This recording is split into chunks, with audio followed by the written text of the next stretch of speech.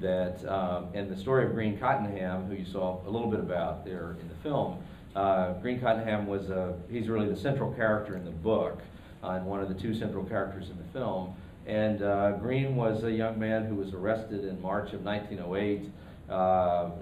Actually, first on one thing, he was arrested in a sweep where the deputy was going out to just grab a bunch of black men because the labor agent from the coal mine was coming 3 days later, and they wanted to have a bunch of guys to sell to the coal mine, and so he went out and grabbed a bunch of young black men to have ready for the labor agent a few days later. And between the time that the deputy picked him up down by the train station to when he got in front of the judge, the next day or something like that, the deputy couldn't actually remember what the charge was, the made-up charge was. And so Green was convicted of the catch-all that can be used against almost any itinerant worker or poor black person of vagrancy, because he couldn't prove he had a job, and in Alabama and every southern state then, that was a criminal offense. And it was also a criminal offense everywhere in the South for a farm laborer to seek employment while they were working for another person. If you didn't have permission from your employer to seek employment from another person, you were breaking the law. You weren't just breaking your contract with them that they might then sue you for or whatever. You were committing a criminal offense, and you could be arrested by the sheriff and returned to that person as a convict laborer. And that happened thousands and thousands and thousands of times. But in the case of Green, when he was arrested and sold into the U.S. Steel coal mines outside of Birmingham, it also was at a pivotal moment in labor history, particularly Southern labor history, where the United Mine Workers were just about to begin what was one of the most historic strikes against the Birmingham coal operators. And the organized labor in Birmingham had a very difficult history up to that point, and that strike was crushed as well, ultimately. But until that strike in 1908, black and white coal miners in Alabama, generally speaking, had never cooperated with each other. And there were other unionization efforts that were generally white dominated, and they excluded black coal miners. And there was a great history of racism even in the labor movement in that period of time. But by 1908, you had the first really serious biracial effort to create a powerful labor organization and to try to strike against the coal mines. And Green was in the mines at that time.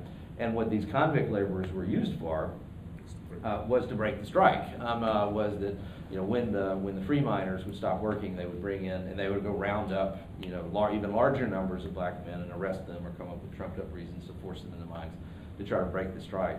And that's ultimately what happened in the summer of 1908. But it was an incredibly violent situation. There was a very prominent black UMW official, an elected officer of the UMW, who was lynched in the course of the summer. There were lots of strikers' homes were dynamited, lots of company officials' homes were dynamited. Everybody was being pretty violent. And then in the end, Governor B.B. Comer, whose great-granddaughter you saw in the film, Christina Comer, and the brother of the guy whose picture you saw in that clip.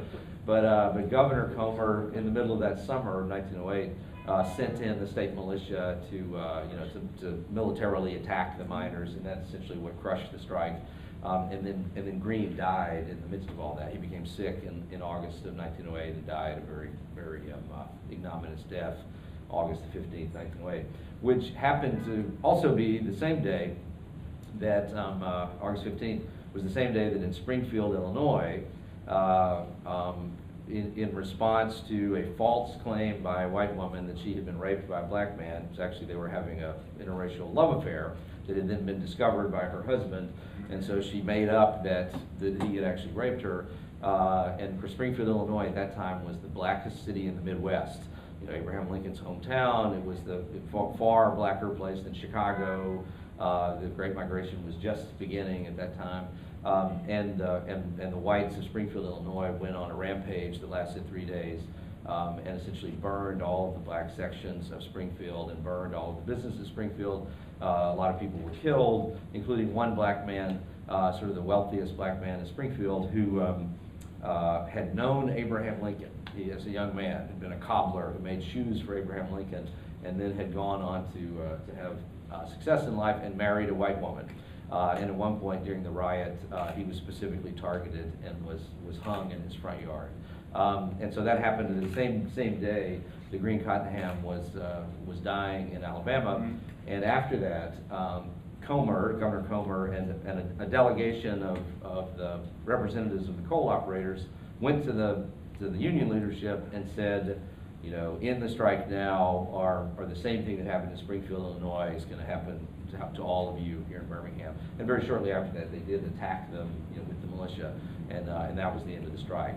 Now there are probably labor historians in here who could point out detailed mistakes I may have just made, but from memory of many years ago. But that's the bottom line of the story.